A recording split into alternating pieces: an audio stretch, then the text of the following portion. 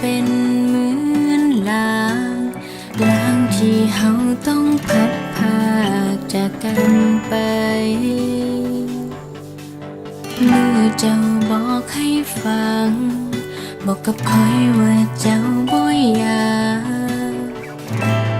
ให้คอยต้องลำบากเพราะเจ้าว่าเจ้าบ่ดีเจ้าบ่มีอีหยังเหลือเลยเจ้าบ่มีให้เหมือนเคยอย่างไผเจ้าขอบใจที่ทนแต่คอยควรเจอคนที่ดีคนที่เบิ่งแยงคอยได้เจ้าเอายังบ่เข้าใจคอยใจหายพอได้บอกเจ้าเอายังเจ้าเหมือนเจ้าสิไปบ่อยากฟังข้าคอยตายสิง่ายกว่าบอกข้าคอยเลยถ้าเจ้ายังคิดสิไปถ้าบ่มีเจ้า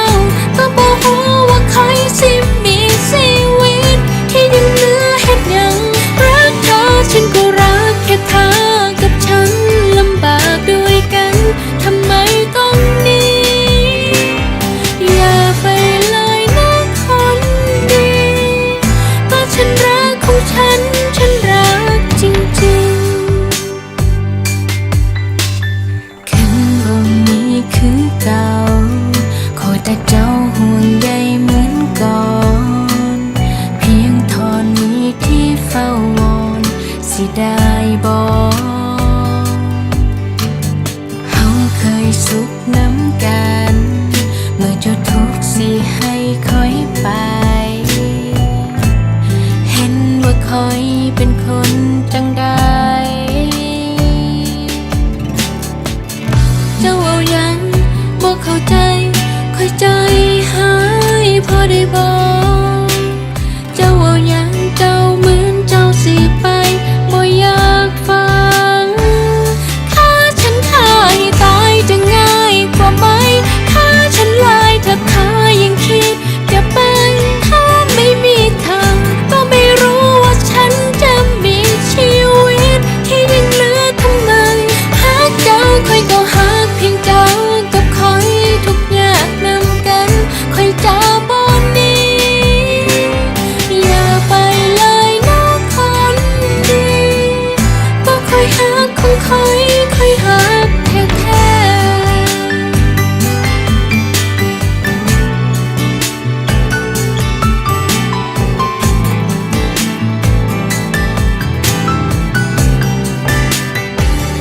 ฆ่าฉันฆ่าให้ตายจะง่ายกว่าไหมฆ่าฉันลายถ้าเธอยังคิดจะไปถ้าไม่มีเธอก็ไม่รู้ว่าฉันจะมีชีวิตที่ยังเหลือทำไมหากเจ้าคอยก็หากเพียงเจ้ากับคอยทุกอย่างนำกันคอยจะบ่หนีอย่าไปเลยนะคนดีก็คอยหักของคอย